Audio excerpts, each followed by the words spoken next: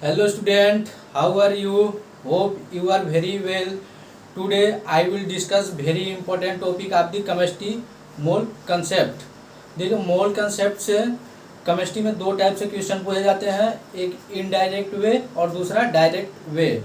Direct way का मतलब कि आपको जैसे मोल का जो फार्मूला होता है उसमें कुछ स्पीसीज दे देगा, कुछ स्पीसीज पूछ लेगा। और इनडायरेक्ट वे का मतलब कि जैसे आप थर्मोडायनेमिक्स हुआ, सॉल्यूशन हुआ, केमिकल काइनेटिक्स हुआ, उसमें आपको न्यूमेरिकल सॉल्व करते हैं तो इस मोल कंसेप्ट का उसमें एप्लीकेशन आ ही जाता है। बिना विदाउट मोल कंसेप्ट से आप ये बोल सकते हैं कि फिजिकल केमिस्ट्री के कोई न्यूमेरिकल आप सॉल्व करेंगे उसमें मोल कंसेप्ट का एप्लीकेशन बहुत ही आता है। ठीक, तो हम स्टार्ट करते हैं। मोल कंसेप्ट क्या होता है? जिसे बोला जाता है कि जिसका मोल कंसेप्ट हुआ, थर्मोडायनेमिक्स हुआ, सॉल्यूशन हुआ, केमिकल काइनेटिक्स हुआ, कोऑर्डिनेशन हुई, जीओसी हुई, केमिकल बॉन्डिंग हुई, कोऑर्डिनेशन केमिस्ट्री हुई, अगर ये कोई भी केमिस्ट्री में इसको अच्छे से प्रिपेयर कर लेता है तो वो किसी भी एग्जाम को फोड़ सकता है। ठीक, तो आइए स्टार्ट करते हैं। मोल कंसेप्ट होता है क्या है, सबसे पहले इसकी हम डिफिनीशन जानेंगे। मोल कंसेप्ट ये बेसिक नंबर होता है। ठीक, मोल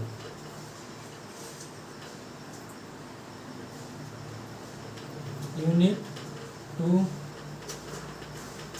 major amount of any substance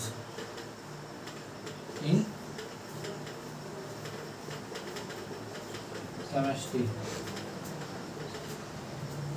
okay, जैसे मान लीजिए कि आप मार्केट में जाते हैं तो बोलते हैं कि भैया हमें 1 डोजन बनाना दे दो, 1 डोजन बनाना दे दो, तो वो क्या देता है आपको 12 क्वांटिटी बनाना दे देता है। ठीक, इसी तरह आप लोग से कोई पूछेगा कि 24 क्वांटिटी बनाने में कितने डोजन होंगे, तो आप क्या करते हैं इसमें 24 ऊपर क्वांटिटी लेते हैं। ठीक, और इसमें 12 जो ये रेफरेंस नंबर है। ठीक, 1 डोजन बराबर 12 होता है। ठीक, तो इसका रेफरेंस नंबर का डिवाइड कर देते हैं क्वांटिटी पर डोजन, तो यहाँ से आपका 2 डोजन आ जाता है। ठीक, इसी प्रकार मोल्स को हम 3 टाइप से पढ़ते हैं, in terms of quantity, in terms of mass, in terms of volume. ठीक, तो हम पहले स्टार्ट करते हैं in terms of quantity.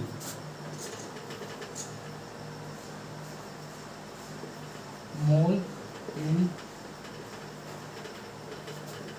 Terms of quantity,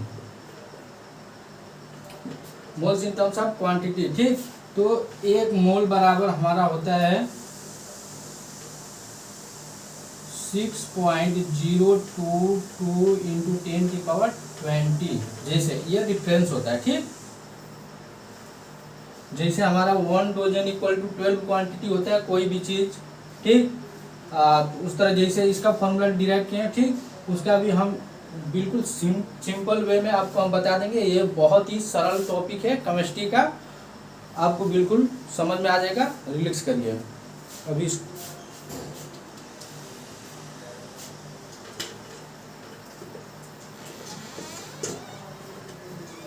तो मैंने क्या बताया कि मोल को हम 3 टाइप से पढ़ते हैं।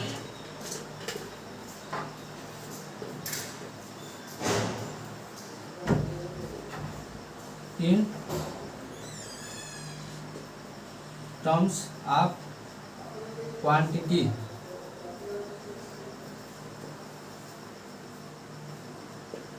सेकेंड इन टर्म्स ऑफ मास,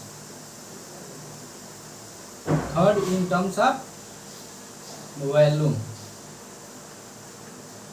ठीक, अब हम इसका पहला स्टार्ट करते हैं in terms of quantity. Okay student, hope you are understood. इन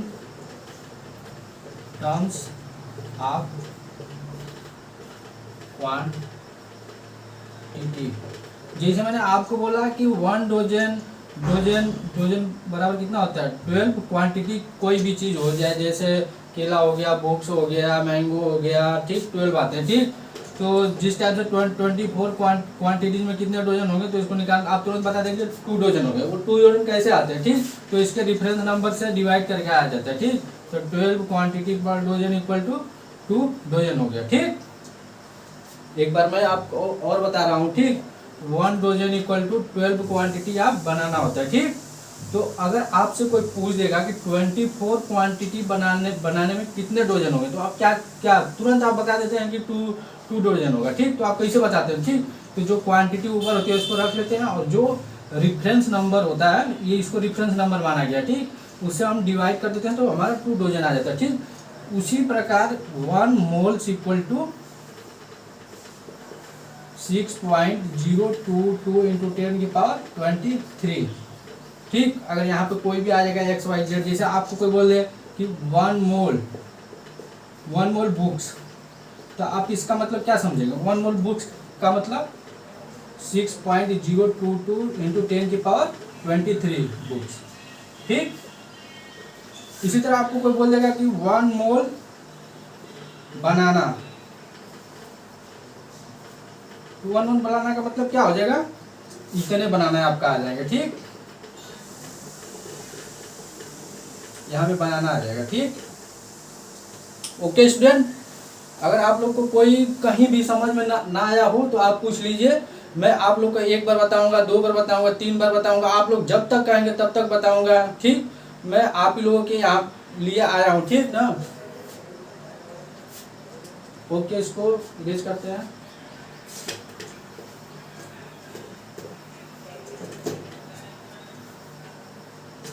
तो अब यहाँ से हमारा मोल का फॉर्मूला कैसे बनेगा, 1 मोल इक्वल टू 6.2 10⁻23, ठीक। ये हमारा रेफरेंस नंबर हो गया, या जो भी बोल सकते हैं स्टैंडर्ड हो गया, ठीक।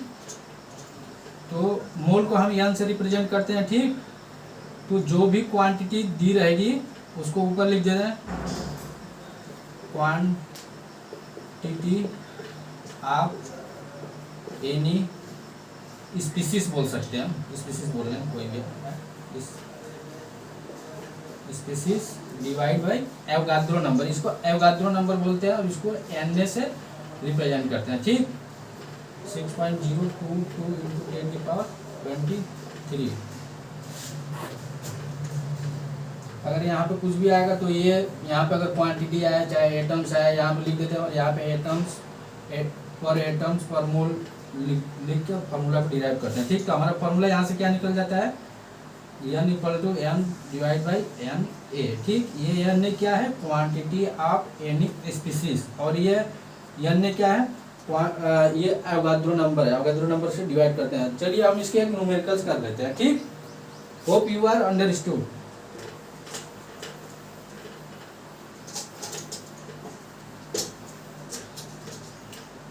देखिए, जैसे आपको दिया जाए कैल्शियम एटम, ठीक, 12.44 इंटू 10 की पावर 24 एटम्स, तो इसमें आपको मोल्स निकलवा लेगा, ठीक।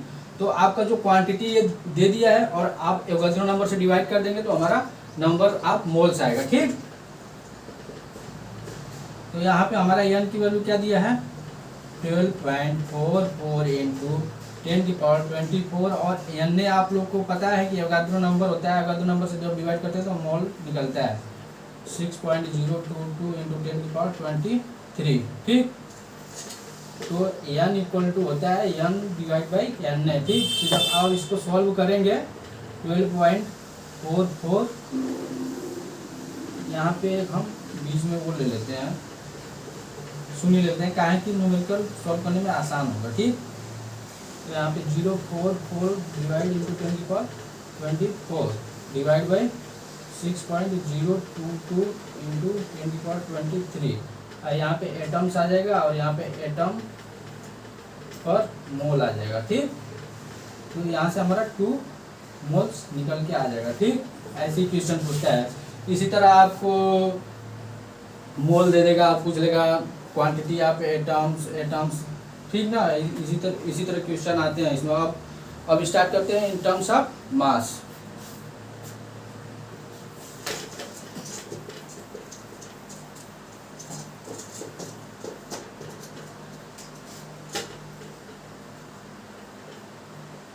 मोल इन टर्म्स ऑफ मास। अगर आप लोग को कहीं भी समझ में ना आए तो आप तुरंत पूछ लीजिएगा। देखिए जैसे आप मान लीजिए कि आप 1 लीटर वाटर मांगते हैं, 1 लीटर वाटर, तो 1 लीटर वाटर आप किसी से मांगे तो वो आपको 1000 ml आपको वाटर दे देगा, ठीक। इसी तरह आप लोग से अगर कोई पूछ लेगा कि सॉरी ये वॉल्यूम वाले टर्म वाले में मैं चला गया हूँ। जैसे मान लीजिए कि आपको कोई 1 kg आप किसी से शुगर मांगते हो तो क्या दे देता है, 1000 ग्राम आपको शुगर दे देता है। इसी तरह आपसे कोई पूछ लेगा 2000 ग्राम शुगर में कितना केजी होगा, तो आप क्या करते हैं, ठीक, आप तुरंत बता देते हैं 2 kg। 2 kg कैसे आया, ठीक, तो 2000 डिवाइड बाई 100 ग्राम और ग्राम पर केजी, तो यहाँ से हमारा 2 kg आ जाता है, ठीक। इसी प्रकार मोल भी होता है, 1 मोल इक्वल टू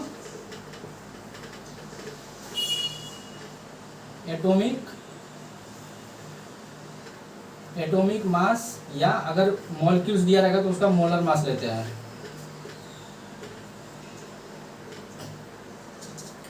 जैसे आप किसी से मांगेंगे कि 1 kg हमको शुगर दे दीजिए, तो वो कोई भी आप रहेगा तो उसको आपको दे देगा 1000 ग्राम शुगर, ठीक। आप इसी तरह अगर मान लीजिए कि किसी लैब टेक्नीशियन से मांगेंगे कि सर हमको 1 मोल NaCl दे दीजिए, तो क्या करेंगे, जो लैब टेक्नीशियन हो गया वो आपको जो इसका मॉलिक्यूलर मास होता है उतना आपको NaCl दे देगा, ठीक। तो आइए देखते हैं अब इसका फॉर्मूला कैसे बनता है।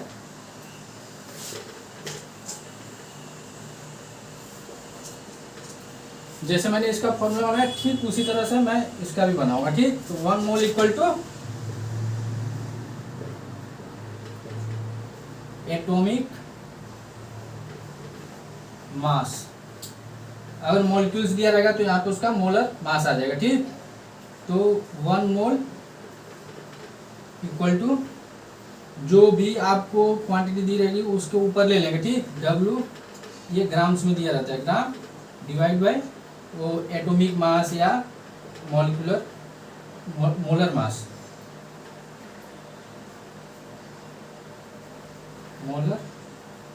मास, ठीक। तो आपके यहाँ से मोल का फॉर्मूला क्या बन जाता है, ग्राम डिवाइड बाय, इसको मोलर मास को मैं m से रिप्रेजेंट कर दे रहा हूँ, ठीक, ग्राम्स पर मोल। जो मोलर मास का यूनिट होता है वो ग्राम पर मोल होता है, ठीक। तो आपका इन टर्म्स ऑफ मास में फॉर्मूला ये बन जाता है, ठीक। अब स्टार्ट करते हैं in terms of volume, mole in terms of volume. इसके moles in terms of volume के कुछ लिमिटेशन है। जैसे ये जो इन टर्म्स ऑफ मोल ये only applied for vapour phase and the gas phase, और ये एक्सपेरिमेंटली डिराइव किया गया है, मोल इन टर्म्स ऑफ वॉल्यूम। जैसे मान लीजिए कि आप किसी से बोलेंगे कि भैया हमको 1 लीटर वाटर दे दीजिए, तो क्या करते हैं, आपको 1000 ml वाटर दे देता है, ठीक। इसी तरह आपसे अगर कोई पूछ लेगा कि 2000 ml में कितने वाटर होंगे, कितने लीटर वाटर होंगे, ठीक, तो आप तुरंत बता देंगे 2 लीटर। तो 2 लीटर कैसे आता है, 2000 ml डिवाइड बाई जो इसका रेफरेंस नंबर होता है उससे हम डिवाइड कर देते हैं, ठीक। तो 1000 ml पर लीटर, यहाँ से आपका 2 लीटर आ जाता है, ठीक। तो इसके कुछ लिमिटेशन होते हैं, ठीक। इसके 2 लिमिटेशन होते हैं। Limitation, this formula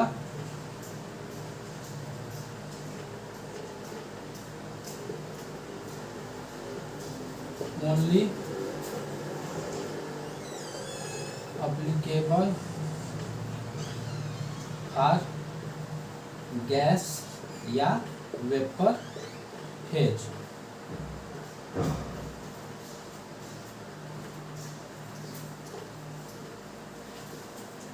okay student, अगर आप लोग को कहीं भी दिक्कत है तो आप तुरंत पूछ लीजिए। मैं आप लोग बोलेंगे एक बार नहीं, 2 बार नहीं, 3 बार नहीं, 4 बार, जब तक आप लोग को नहीं समझ में आएगा ना तब तक ये टॉपिक समझाऊंगा। ठीक, ये बहुत ही सिंपल टॉपिक है केमिस्ट्री का। तो आइए देखते हैं इसका कैसे फॉर्मूला डिराइव करते हैं।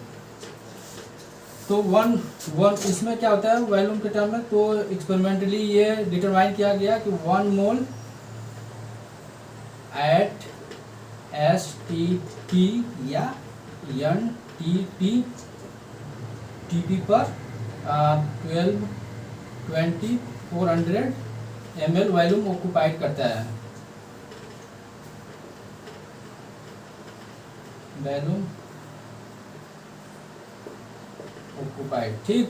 तो 1 मोल इसमें यहाँ से आ जाता है 1 मोल इक्वल टू 22400 ml, ठीक। तो अब इसका फॉर्मूला कैसे डिराइव करेंगे देखते हैं।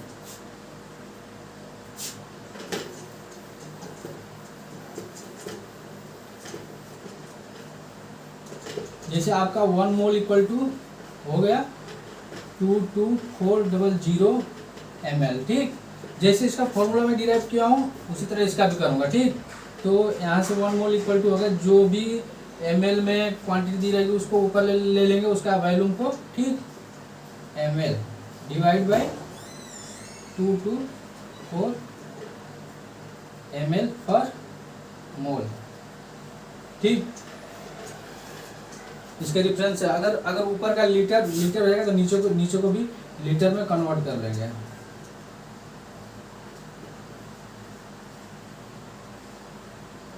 लीटर पर मोल आपका यहाँ से वॉल्यूम के टर्म में ये फॉर्मूला बन जाता है मोल का, ठीक।